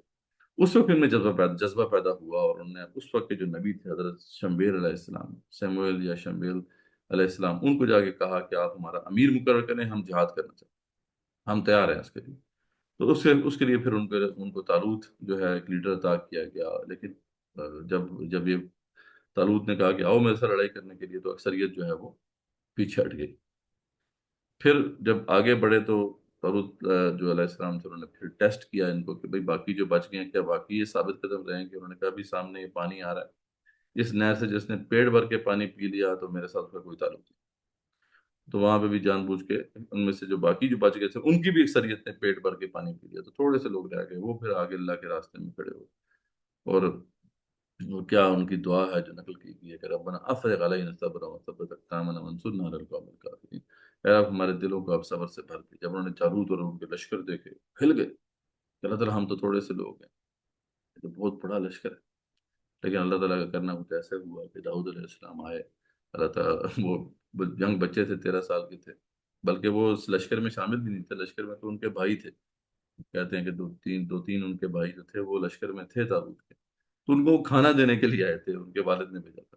تو وہاں وہ جالوت جو ہے للکار رہا تھا فوج کو, روزانہ آتا تھا, کہتا تھا بھی کوئی آیا میرے سامنے لڑائی کے لیے, کہاں ہیں تمہاری وہ جو ہے جنتیں, اور تم کہتے ہو کہ تم خدائی فوج ہو اور مجھ سے لڑائی نہیں کرتے. تو اس طرح کے نا وہ ان کی بے عزتی کرتا تھا. تو ان کی پھر جو حمید دینی تھی وہ جاگی, انہوں نے طالوت سے کہا کہ آپ کوئی کیوں نہیں جاتا, مجھے بھیجے, میں جاتا ہوں, سیدھا کرتا ہوں. تو اس پہ وہ مطلب ان کو جو ہے وہ حضرت طالوت کہتے ہیں. یہ سارا قصہ اسی طرح بائبل میں بڑی تفصیل سے, بڑا انٹرسٹنگ قصہ ہے. تو وہ اس سے کہتے ہیں کہ تو چھوٹا سا ہے, کیسے لڑائی کرے گا اس سے. تو داؤد علیہ السلام کہتے ہیں دیکھیں میں جب چھوٹا تھا نا تو جو ہماری بھیڑیں تھیں, جب ان کو شیر یا ریچھ جو بھی ہے وہ مارنے کے لیے آتا تھا تو میں اس کو پچھاڑ دیتا, اس کو مار دیتا. تو جو اللہ تعالیٰ مجھے اس شیر سے بچاتا تھا تو وہ اس سے بھی بچا لے گا, آپ فکر نہ کریں. تو یہ جواب ان کو بڑا پسند آیا تھا کہ یار یہ تو بڑا مومن بندہ ہے. تو انہوں نے کہا ٹھیک ہے جاؤ. تو زرہ دی انہوں نے اپنی کہ ٹھیک ہے یہ میری زرہ پڑھو. وہ زرہ لیکن اس کو پوری نہیں آ رہی تھی حضرت داؤد علیہ السلام. تلوار بھی وہ بڑی تھی. انہوں نے کہا آپ فکر نہ کریں اس کی ضرورت نہیں ہے. اور وہ گئے آگے اور وہ جو ان کو ایک جو ہے غلیل ٹائپ ایک چیز تھی ان کے پاس, وہ پتھر جو ہے اس سے مارتے تھے بڑے زبردست طریقے سے, اور ان کا نشانہ بڑا پکا تھا.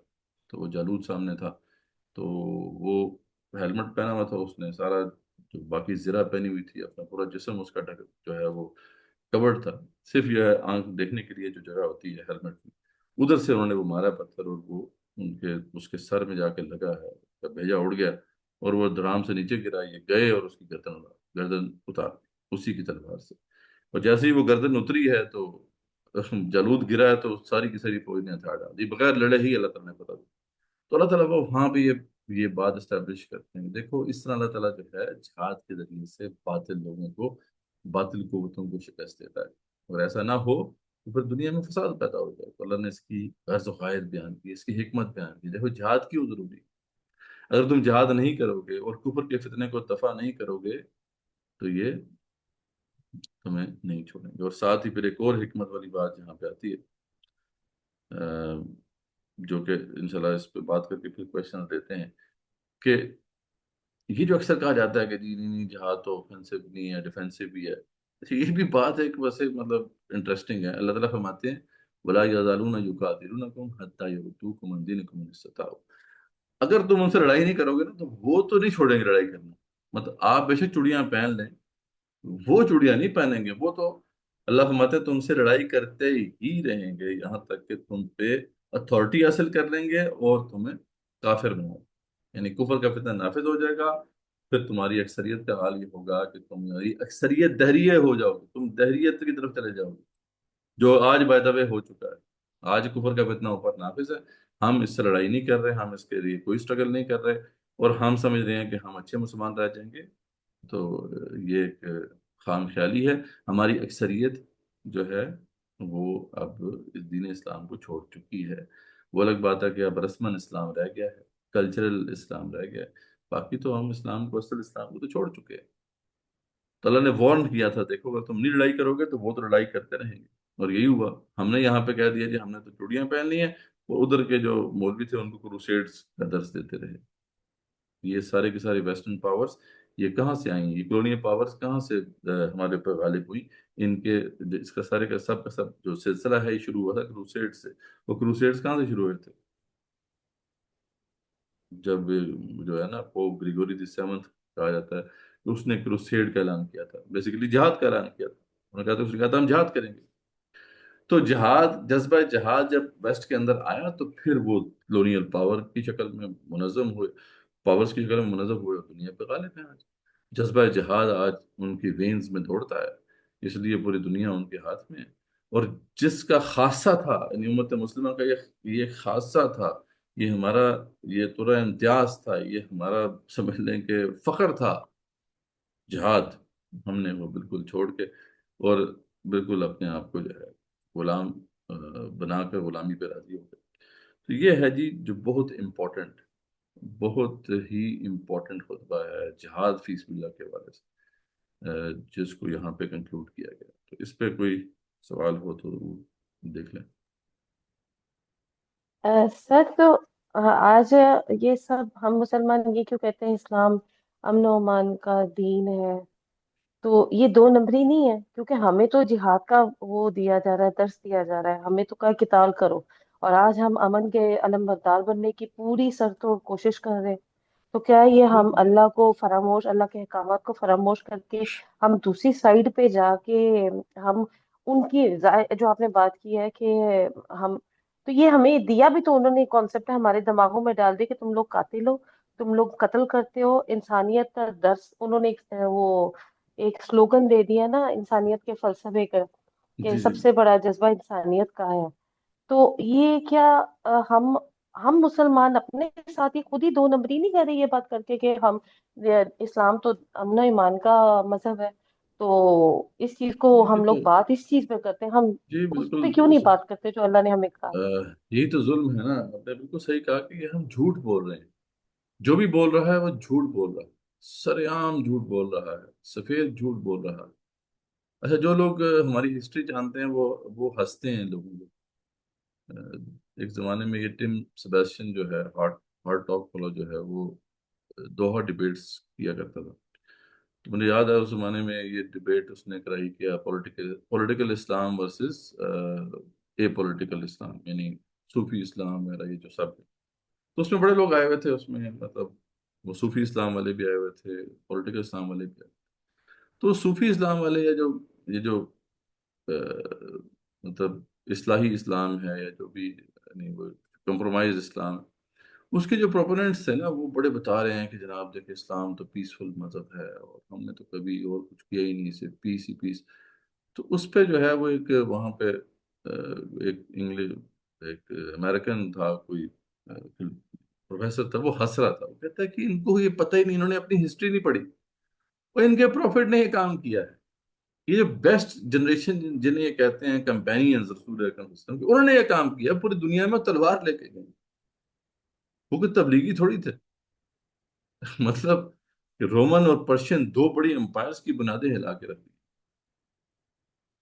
تو مطلب یہ جو بندہ کہتا ہے وہ جھوٹ بول رہا ہے اور کچھ بھی نہیں ہے، اپنی آخرت برباد کر رہا ہے، دنیا تو چلو برباد۔ سر ہم نے اپنے فخر کو اپنی شرمندگی میں کیوں بدل لیا؟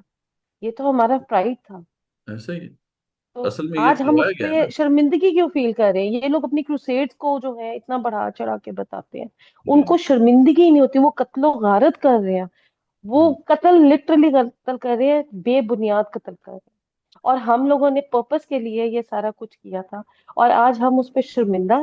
بالکل ایسا ہی ہے۔ ہم تو ہمیں شرمندہ ہم کروایا شرمندہ گیا ہیں، ہے، ہمیں شرمندہ بالکل، یہ ہم، کروایا گیا اور ہے، ہمیں آج ہم اپنے بتایا گیا بچوں ہے۔ کو وہ نہیں دے پا رہے ہیں، اس درس نہیں دے پا رہے کہ یار ہم فخر سے بتائیں کہ ہم خالد بن ولید ہمارے تھے، طارق بن زیاد ہم سے نکلا، ایسا ہی۔ محمد بن قاسم ہمارا تھا، اور کیا 17 سال 10 سال اتنی اتنی عمر کے بچے بچے جو ہیں وہ اتنی اتنی بڑی جنگیں لڑ رہے تھے، اور آج ہم اس کے اوپر شرمندگی فیل کر رہے ہیں یار۔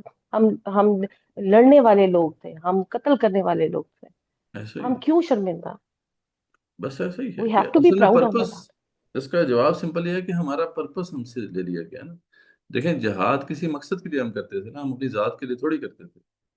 لڑائی جو کرتے تھے ہم ایک مقصد کے لیے کرتے تھے، اور مقصد یہ تھا کہ اللہ کا دین سربلند ہو جائے، کفر کا فتنہ ختم ہو جائے۔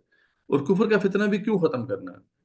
اللہ تعالیٰ نے یہاں پہ اس کی حکمت بیان فرمائی ہے کہ بھئی یہ کفر کا فتنہ تم نے اس لیے ختم کرنا ہے کہ دنیا میں فساد ختم ہو، دنیا میں فساد ختم ہو جائے گا، اور اگر کفر کا فتنہ ختم ہو جائے گا تو جو دین اسلام پر ہیں وہ دین اسلام پر رہ سکیں گے، اور جو دین اسلام پر نہیں ہیں ان کے لیے دین اسلام کی طرف آنا آسان ہو جائے گا۔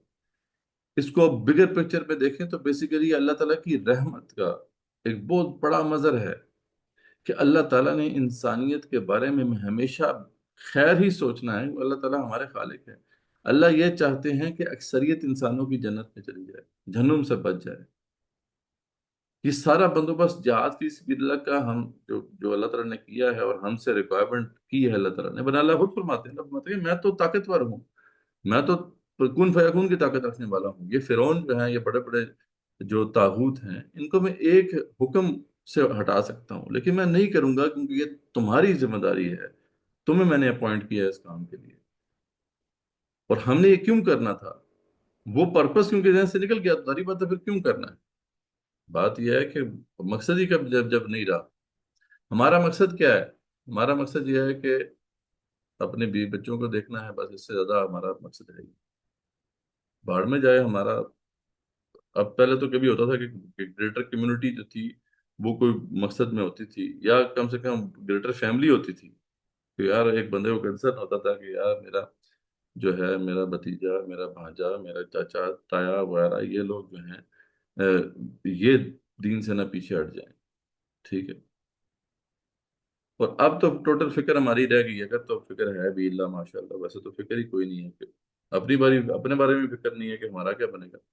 جن کو فکر ہے بھی تو ان کی فکر صرف اتنی رہ گئی ہے کہ یار میں بچ جاؤں، میرے بیوی بچے بچ جائیں، وہ باقی گریٹر فیملی بھی چاہے کہیں جانا ہے، جس جان پہ جانا ہے، اور دنیا وہ تو ہمارا کنسرن ہے نہیں، جبکہ اللہ نے ہمیں خلیفہ بنایا ہے اس پوری دنیا میں۔ اس پوری دنیا میں اور میں نے آج ہم نے وہ پڑھا ہے نا، اللہ نے تو باقاعدہ رسپانسبلٹی ہمیں دی ہے پوری دنیا کی، کیا تم نے ان کو سب کو بچانا ہے۔ آج بھی کوئی کافر اگر کفر پہ مر رہا ہے، سوال ہم سے ہوگا، اگر ہمیں اس کے بارے میں کوئی پریشانی ہے ہی نہیں، تو جب پریشانی ہی نہیں ہے تو پھر جہاد کیوں کرنا ہے؟ باقی سمجھ آتی ہے نا بات، جب پرپز ہی نہیں ہے تو پھر جہاد کیوں کرنا ہے؟ تو اور جہاد کو بھی ہم نے کیا کہہ دیا، جہاد کو لمیٹڈ کر دیا ہم نے بالکل، بندوق اٹھا لو بس، یعنی عجیب مینٹیلٹی ہے۔ کوئی اسٹریٹجک سوچ ہم رکھنے کو تیار ہی نہیں ہے۔ لڑائی کا مطلب کیا ہے؟ بس بندوق اٹھا لو بس، یار لڑائی یہ تھوڑی ہوتی ہے۔ لڑائی جو ہے اس میں بندوق جو والا جو پارٹ ہے وہ بہت چھوٹا سا ہوتا ہے، ٹھیک ہے، بہت چھوٹا سا پارٹ ہے، مطلب جو لڑائی کا ہوتا ہے، ورنہ باقی جو ساری پلاننگ ہے اس کی، آپ صلی اللہ علیہ وسلم کا کمال ہی یہ ہے کہ آپ نے دین کو غالب کیا اور سب سے کم بلڈ شیڈ کے ذریعے سے کیا۔ آپ کی جو ڈپلومیٹک الائنسز کریٹ کرنا ہے، آپ کی اکنامک جو سینس تھی کہ کس طریقے سے اکنامک بلاکیٹ کرنا ہے اوپوننٹس کا، مطلب یہ جو آپ کا سارا، مطلب ایک سمجھ لیں کہ ایک ماسٹر کلاس ہے نا یہ، کہ کیسے آپ مینوور کرتے تھے، یہ سب چیزیں آج ہماری نظروں میں ہے ہی نہیں۔ ہم بس جہاد کا مطلب، اب تو ہم نے جہاد کرنا نہیں، جو کرنے کو تیار ہے وہ بندوق اٹھا کے بس AK-47 جا کے بس شروع ہو جائے۔ پتہ نہیں کہاں سے یہ مائنڈ سیٹ آیا ہے۔ وہ آج کل جیسے آج کل تو وارفیئر ویسے ہی کمپلیکس ہو چکی، ادھر جو ہے وہ، ادھر وہ ChatGPT بناتے ہیں، OpenAI بناتے ہیں، مقابلے پہ وہ ڈیپ سیک لے کے آتے ہیں چائنیز۔ یہ جہاد ہے، دس از جہاد۔ تو ہم نے نہ معاشی میدان میں جہاد کرنا ہے، نہ ہم نے انوویشن کے میدان میں جہاد کرنا ہے، نہ IT اینڈ AI میں جہاد کرنا ہے۔ جہاد تو کرنا ہی نہیں ہے نا، مطلب وہ کرنا بھی ہے کہ کسی نے تو بندوق اٹھا کے چلو بس بندوق چلا کے، ہم نے چلا کے خوش ہو جاتے ہیں اور گولی لگ گئی مر گئے بس، ٹھیک۔ تو یہ سچویشن اگر امت کی ہے تو یہ اس حالت سے کیسے نکلے؟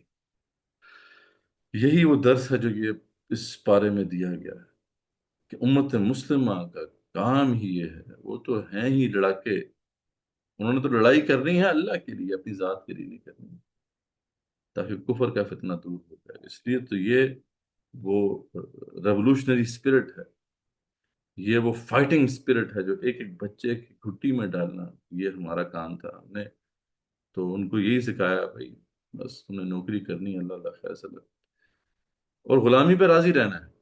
اقبال نے یہی گلہ کیا تھا اللہ تعالیٰ سے، اللہ نے اللہ سے گلہ کیا تھا، شکر بھی کی، وہ شکر اور شکایت ان کا ایک چھوٹی سی نظم ہے، وہ شکر بھی ادا کرتے ہیں کہ اللہ تعالیٰ تم نے بڑا کرم کیا میرے ساتھ، کہ تم نے مجھے یہ سمجھ عطا کی اور مجھے یہ شاعری کا طریقہ سکھایا کہ مطلب لوگ جو ہے میری شاعری سن کر جو ہے وہ غلامی سے نکل رہے ہیں، لیکن ایک گلہ بھی ہے اللہ تعالیٰ سے، مجھ سے تیرا جو ہے، تیرا تیرے سے میرا گلہ ہے، ٹھیک ہے، لیکن مجھے پیدا کیا اس دیس میں تو نے، یہ اقبال کا مصرع ہے، لیکن مجھے پیدا کیا اس دیس میں تو نے، جس دیس کے بندے ہیں غلامی پہ رضا مند، یہ غلامی نہیں ہے خالی، یہ تو غلامی پہ راضی۔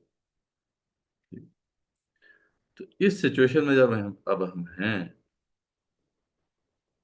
تو پھر یہاں سے نکلیں گے کیسے؟ تو قرآن مجید تو بڑا واضح درس دیتا ہے، یہی ہمارا طرح امتیاز تھا، یہی ہمارا فخر تھا، تاریخیں، پوری تاریخ اسلام اب پڑھنے میں یہی ہم نے کیا۔ ہم سے خلافت بھی چھینی جب پہلے، پھر بھی واپس ہم نے اسی سے، یروشلم ہم سے چھنا تو یہ جذبہ جہاد ہی تھا جس سے واپس ہم، تو آج ہم کہتے ہیں نہیں ہم نے نہیں کرنا، ٹھیک ہے، تو بس غلامی کرنی ہے بس ہم نے، اور یہی کام تھا داعیان دین کا کہ یہ اسپرٹ دیتے، لیکن ہمارے جو داعیان دین ہیں وہ تو سیلیبریٹی دائی بننے کا ان کو شوق ہے، تو نئی بات ہے، وہ پھر یہ باتیں تو نہیں پھر اچھی لگتی، یہ تو جو یوٹیوب کا جو الگورزم ہے وہ تو پروموٹ بھی نہیں کرتا ہے جی، یہ باتیں تو بڑی خطرناک ہے، تو اس لیے میٹھی میٹھی باتیں کریں تو سلا کے رکھ لوں جی۔ اس پہ کوئی بات کوشچن ہو کسی کا تو یہ کلیئر ہو گیا، یہ سارا کانسیپٹ آف جہاد، اس کا مقصد، اس کی غرض، اس کا آبجیکٹو کیا ہے، اس کی حکمتیں کیا ہیں، اس کے پیچھے وزڈم کیا ہے، یہ سب سمجھنا بہت ضروری ہے. یہ آج کا جو لیکچر تھا اس میں یہ بہت امپورٹنٹ پوائنٹ ہے. یہ سب کو سمجھ میں آ گیا؟ کسی کو کوئی کنفیوژن تو نہیں؟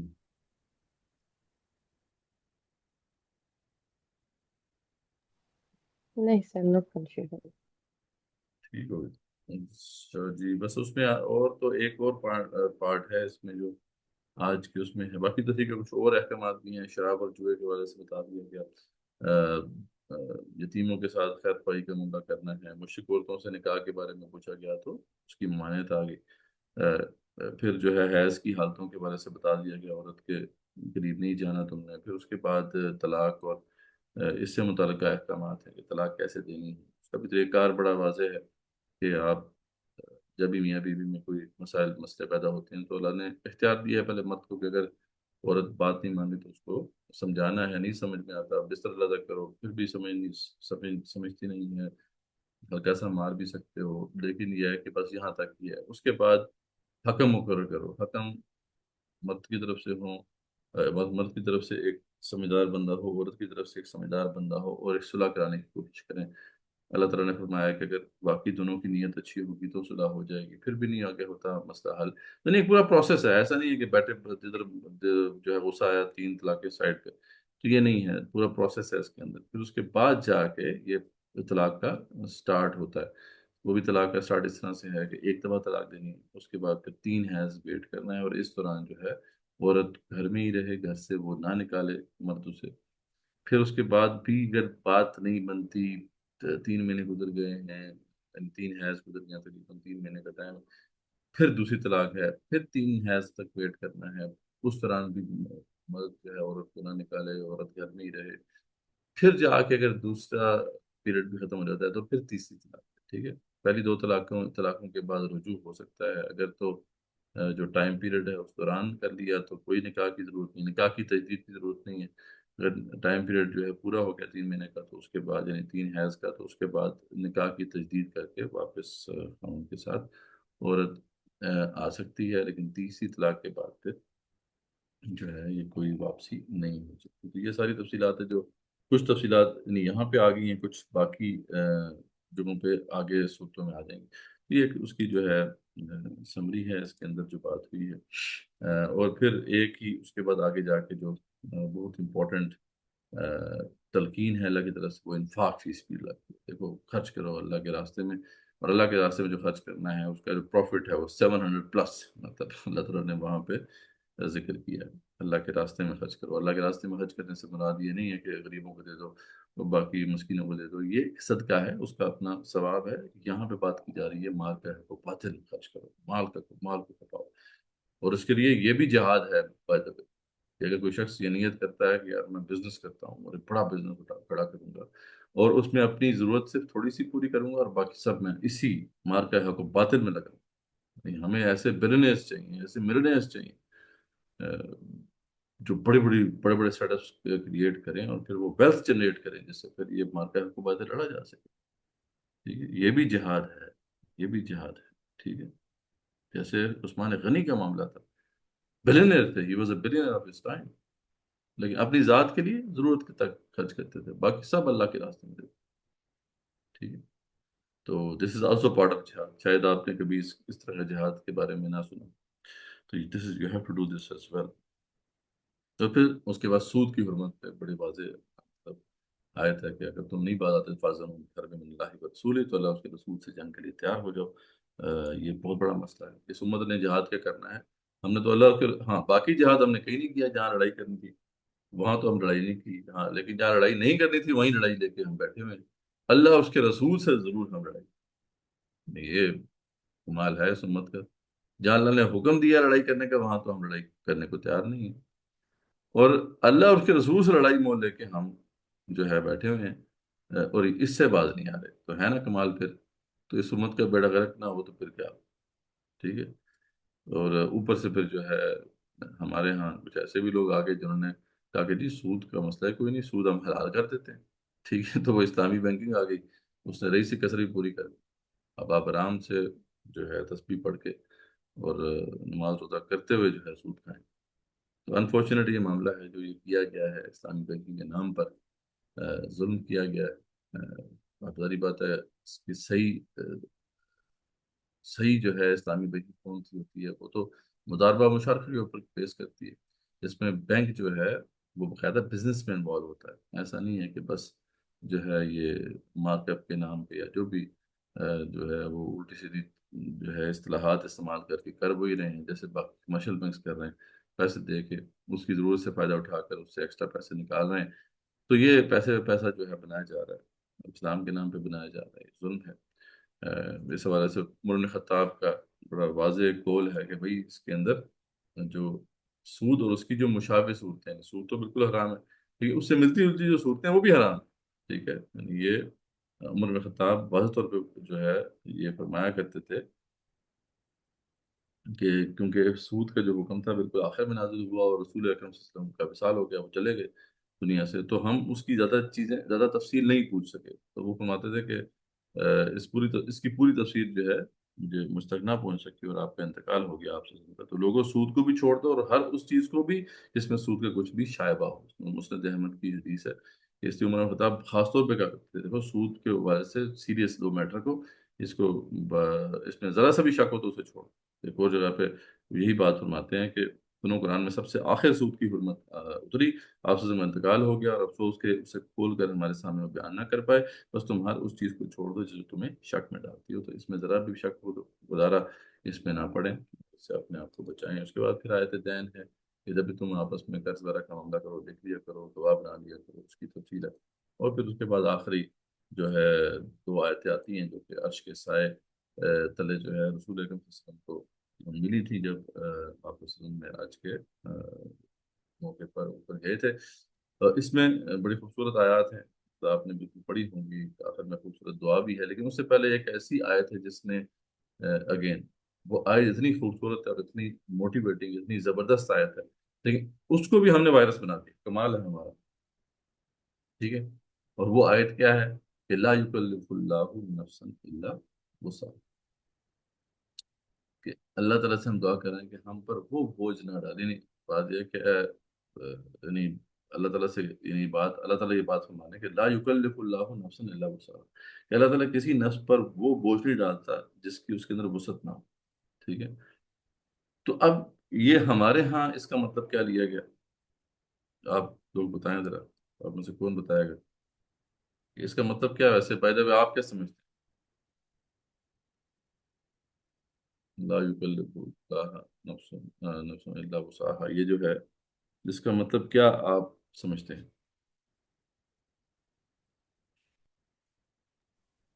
سر آج کے دور میں تو یہی ہے نا، ہمارے پاس مال ہے اور ہم تو خود ہی بڑے کمزور ہیں، ہم کسی کی کیا مدد کریں گے، اور اللہ تو ہمارے پہ وہ بوجھ نہیں نہ ڈال رہا، جب اللہ کہتا ہے بوجھ آپ کے اوپر نہیں میں ڈالوں گا تو اللہ ہم سے سوال انشاءاللہ نہیں کرے گا، ہم تو اپنے آپ کو یہی جھوٹی تسلیاں دے رہے ہیں نا۔ ہاں جی، آپ اور کوئی بتائے، بالکل سسٹر بالکل صحیح آپ نے آئیڈینٹیفائی کیا، یہی ہم آج کل سوچ رہے ہیں، ایسے ہی نہیں باقی کوئی جو ہے اس میں کنٹریبیوٹ کرنا چاہیے، صحیح، تو بالکل ایسا ہی ہے، یہ جو آیت ہے اس کو ہم نے سیلف اسیسمنٹ کے اوپر لگا دیا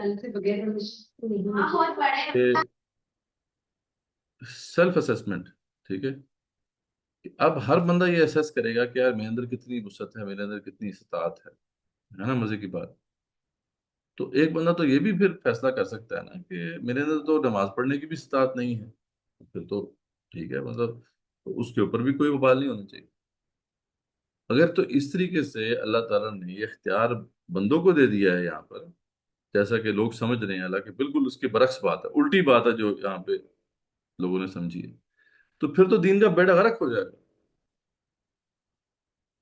یہاں پہ اللہ تعالیٰ اس کے برعکس یہ فرما رہے ہیں کہ دیکھو میرے سامنے کوئی یہ کہانی نہ سنائے آ کے کہ اللہ تعالیٰ میرے اندر استطاعت نہیں تھی، اللہ نے یہاں پہ فرما دیا ہے کہ جتنے بھی میں نے احکامات تمہیں دیے ہیں ان سب کی میں نے تمہارے اندر استطاعت رکھی ہے تبھی دیے ہیں، یعنی اللہ تعالیٰ کبھی بھی وہ بوجھ نہیں ڈالتا جس کی اٹھانے کی وسعت نہ ہو کسی میں، مطلب یہ ہے کہ یہ سارے احکامات انکلوڈنگ جہاد فی سبیل اللہ جو میں نے تمہیں دیے ہیں، یہ مجھے پتا ہے کہ اس کی استطاعت تمہارے اندر ہے تبھی دیے ہیں، اس لیے یہ کوئی کہانی نہ سنائے اسے نہ کہ اللہ تعالیٰ میرے اندر استطاعت نہیں ہے، یہ ہے اللہ تعالیٰ یہاں پہ فرما رہے ہیں.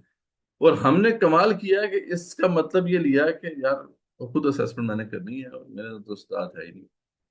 تو ہر بندہ یہ اپنے فیصلے کر کے چپ کر کے بیٹھا ہوا ہے، اپنے کمفرٹ زون کو چھوڑنے کو تیار نہیں ہے. یہ ظلم عظیم کیا گیا ہے سارے. ٹھیک ہے، تو یہ اس کانسیپٹ کو بھی صحیح کرنا ہے. تو یہ بس آخری کانسیپٹ تھا رحمۃ اللہ ہمارا، جو یہ صورت بقرہ کمپلیٹ ہو گئی ہے، اور اس میں جتنے کانسیپٹس ہمیں ڈسکس کر لی ہیں، اس پہ کوئی کوشچن ہو کسی کا تو بے شک آپ پوچھ لیں، ورنہ پھر ہم کنکلوڈ کرتے ہیں آج کا سیشن. چیٹ میں کچھ کوشچن تھے، آپ نے ان کا آنسر کر دیا. جی جی.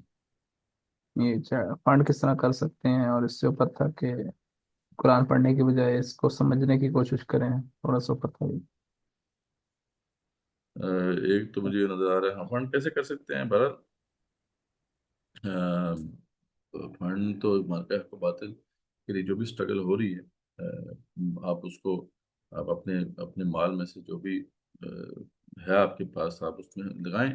تو مارکا حق و باطل بس اس کا پہلو ہونا چاہیے، اس کے اندر الہ کلمۃ اللہ کا پہلو اس کے اندر ہونا چاہیے. جو بھی آرگنائزیشن اس پہ کام کر رہی ہے، جو بھی لوگ اس حوالے سے کام کر جدوجہد کر رہے ہیں، آپ ان کو دیں. جو ہے ہمارا دی ریوائول کا جو کام ہے وہ اس کی تفصیل آپ کو مل سکتی ہے انشاءاللہ. ابھی اینول رپورٹ جو ہے کل ریلیز ہو جائے گی، وہ آپ اسے پڑھ سکتے ہیں. ہماری فیس بک پہ آپ دیکھ سکتے ہیں کہ کیا کیا کیا مختلف ڈومینس میں ہم کام کر رہے ہیں. تو آپ اس میں جس میں بھی کنٹریبیوٹ کرنا چاہیں کر سکتے ہیں. اس کے علاوہ بھی کوئی اور سیٹ اپ ہے، کوئی اور آرگنائزیشن ہے جو الہ کرمۃ اللہ کے لیے کام کر رہی ہے، آپ وہاں پہ بھی کنٹریبیوٹ کر سکتے ہیں. تو اصل بات یہ ہے کہ آپ نے ضرور دیکھنا ہے کہ آپ کی جو بھی آپ کنٹریبیوٹ کر رہے ہیں وہ صحیح جگہ پہ وہ مطلب مارکا حق و باطل میں لگے. تو یہ ایک نیت اس میں ہوگی، اور آپ اسیسمنٹ کریں گے. اس کے بعد آپ یہ مال وہاں لگائیں گے تو انشاءاللہ آپ کو اجر عظیم اللہ تعالیٰ عطا کرے گا. یہ ہے مال اس حوالے سے خرچ کرنے کے سے. دوسرا کیا سوال تھا؟ تو اس میں انہوں نے تھوڑا سا پہلے پوچھا ہوا تھا، ایک میں بتا دیتا ہوں. Can you please tell me, اگر ہم روزے میں قرآن پاک پڑھنے کی بجائے اس کو سمجھنے کی کوشش کریں اور عربک سیکھنے کی کوشش میں وقت لگائیں اور تفسیر میں وقت لگائیں تو لیکن ٹھیک ہے؟ دونوں چیزیں ہیں. تلاوت قرآن کا بھی ثواب ہے، لیکن اس سے کہیں زیادہ امپورٹنٹ اس کو سمجھنا ہے. تو اس لیے اگر ٹائم کم ہے تو پرائرٹی اگر آپ نے رکھنی ہے تو سمجھنے کو پرائرٹی دیں، تلاوت کو سیکنڈ پرائرٹی پہ رکھیں. ٹھیک ہے، اگر تو ٹائم ہے دونوں کے لیے تو دونوں کریں، دونوں کا ثواب ہے. لیکن پرائرٹی بہرحال سمجھنے کو ہی دینی پڑے گی. عربی سیکھیں، قرآن سیکھیں، یہ بہت امپورٹنٹ ہے. کیونکہ تو پیغام سمجھ میں آئے گا تو کچھ ہم ہماری زندگی تبدیل ہوگی نا. ورنہ تو پھر خالی ہم پڑھتے رہیں گے تو پھر کچھ اس سے ہمیں سمجھ نہیں آئے گا. لیکن قرآن کو اگر پڑھتے بھی ہیں تو ہم اس کا بھی ثواب ہے، اس میں کوئی شک نہیں. اچھا، ایک یہ تھا، کل کون سا پارا ہوگا؟ تھرڈ پارا ہی ہوتی ہے؟ ہم سورہ آل کل عمران انشاءاللہ سے تھرڈ سٹارٹ پارا. کریں؟ جی جی. تو وہ بس تھوڑا سا مس انڈرسٹینڈنگ ہو گئی. ہاں، بس وہ انشاءاللہ تو صحیح. کل بھی دیکھ لیں گے. تین وہ سیشنز ہیں ایک ٹھیک ہو اس گیا. کے نا. تو وہ آپ کو سمجھ میں آ جائے گا جب آپ اسے دیکھیں گے. تو وہ پورے شیئر کرنے ہیں انشاءاللہ تاکہ اس کو سن سکیں. باقی جو کوئز ہیں، پہلا کوئز تو شیئر ہو گیا، تو دوسرا انشاءاللہ کل شیئر ہو جائے گا. تو اس طریقے سے کوئز شیئر ہوتے جائیں گے. اسائنمنٹ بھی رکھ لیتے ہیں، لیکن خیر کتنے لوگ ہیں جو کہ اس کو اٹینڈ کر رہے ہیں. یہ کلیئر ہو تو اس کے مطابق اسائنمنٹ رکھی جا سکتی ہے. ایک اسائنمنٹ ہم رکھ سکتے ہیں، اور یہ آپشنل ہے جو لوگ کرنا چاہیں. ڈسٹنکشن اگر آپ نے لینی ہے، سرٹیفکیٹ اگر آپ ڈسٹنکشن لینا چاہتے ہیں تو اسائنمنٹ بھی کریں. پہلے دن چلو ٹھیک ہے اسائنمنٹ کوئی نہیں تھی، دوسرے دن آج ہم اسائنمنٹ رکھ لیتے ہیں. کہ اس پہ اسائنمنٹ کیا ہوگی، وہی جو جنہوں نے ہمارا کورس اٹینڈ کیا ہے پہلے، کہ وائس نوٹ میں آپ ایکسپلین کریں گے اس کانسیپٹ. اسائنمنٹ بڑی سمپل ہے. جہاد فی سبیل اللہ کا مطلب کیا ہے، اس کا مقصد کیا ہے، اس کی حکمتیں کیا ہیں. ٹھیک ہے، اور یہ کتنا ضروری ہے. تو یہ سمپل سا سوال ہے جس پہ آپ نے الیبوریٹ کرنا ہے، آپ نے ایکسپلین کرنا ہے اسے. وائس نوٹ میں ایکسپلین کر دیں، پریزنٹیشن میں ایکسپلین کر دیں، لکھ کے دے دیں. ٹھیک ہے.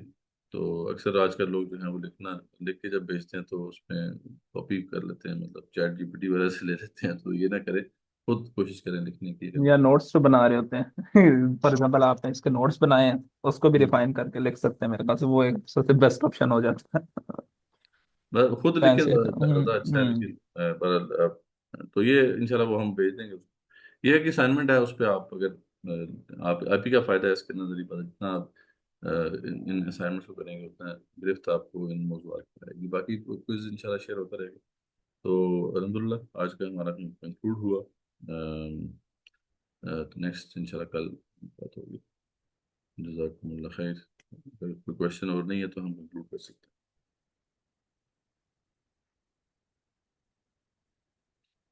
ٹھیک ہے. تو جزاکم اللہ خیر. انشاءاللہ کل ملاقات ہوتی ہے. پارہ تیسرا پارہ جو ہے انشاءاللہ اس کو ہم کریں گے. جزاکم اللہ.